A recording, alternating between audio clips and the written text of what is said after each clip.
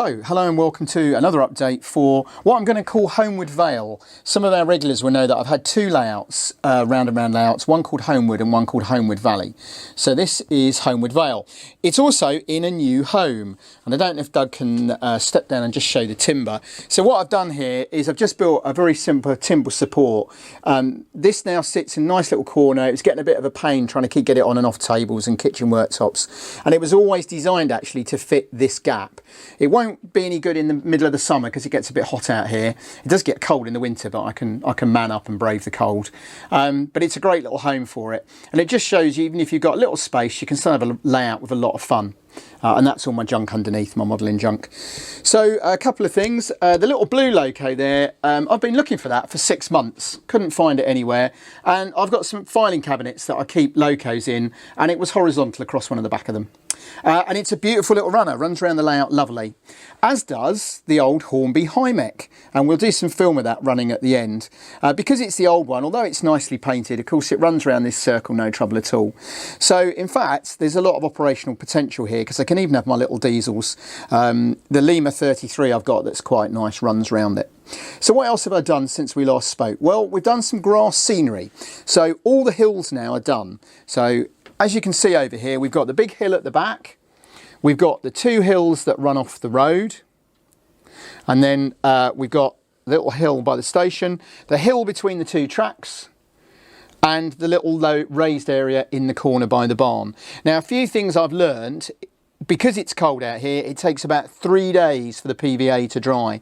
So the hills that I thought were much lighter than the others aren't. As they dry, they get darker and darker. They also get harder and harder, which means that this ballast mat idea will work, because, scenic mat, because grass mat, I don't need to do layers and layers of paper mache underneath. This will work.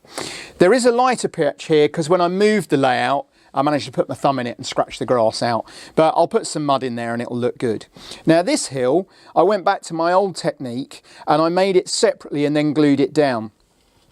And I'll show you something I did about that as well. So in the front here, I've got some adhesive. These were little grass strips that I bought on the internet. They're quite cheap. They were £3 for 10 and I'm not complaining. But I have actually managed to make my own. So I'll show you that in a minute. And then also we'll do a tutorial Tuesday at some point on it. So there's quite a bit going on. The more observant of you will have noticed the military train there.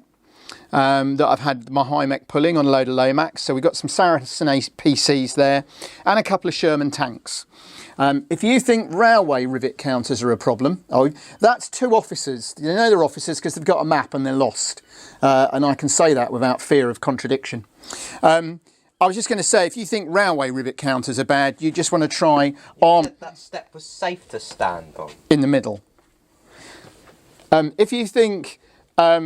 train rivet counters are bad, you want to try Sherman and Armour specialists. But for anybody that's interested, the rear one is an M4 A176W.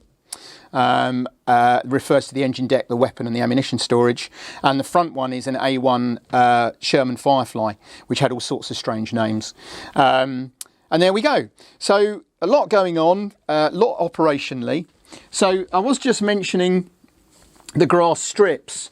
But I've made these, which are my own, and I literally put a run of PVA glue on a plastic bag, put some static grass on them, let it dry, and peeled the bag off.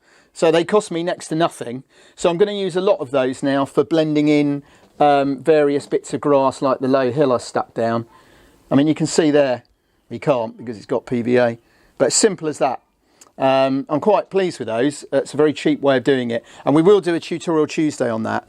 Now the only thing I will say is because the layout's in this new home, we don't have a lot of light. So Doug's rushing home from school to do these videos. As we get into the winter and it's dark, we have a lot of artificial light, but it does mean that some of the videos will have a slightly poorer light quality, but I'm sure it's better that we get that than no videos at all. So we'll end with some locos running. Because I think it's always important to show. And of course it's the point again that the idea of laying this track straight down onto ballast mat means that I can run locos while I'm building my layout. I'm not like one of these poor individuals that's got to wait 2 years to lay their track. I will just quickly show this loco. And we might do a bit of film of it running at some point.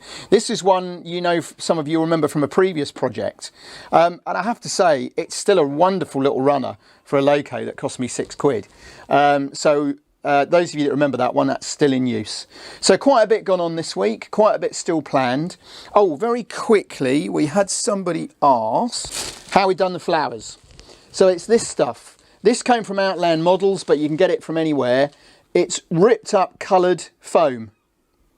And all you literally do is plonk a blob of PVA where you want it and scatter this on it, and it looks like flowers. And that's how the wild flowers are done. If you were really bored, I think you could cut up your own coloured foam and do it. Although I bought this years ago, but it was only about £3 a bag. And there's enough there to do the bulb fills of Holland, quite frankly, or Kew Gardens. So I'm having a lot of fun still. I hope you're enjoying watching it, and we'll speak to you again soon.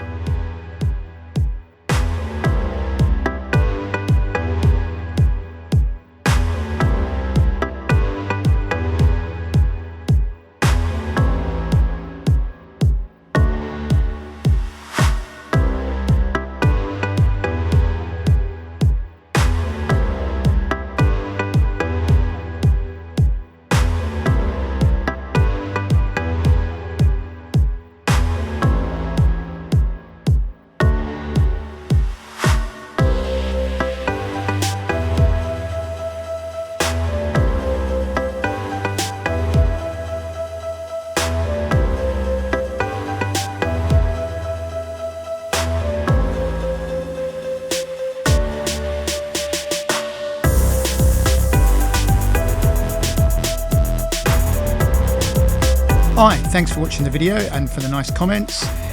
Click on the left for a previous video in this series, click on the right for another video you might enjoy, and please don't forget to click to subscribe, like, comment, etc. Thanks again.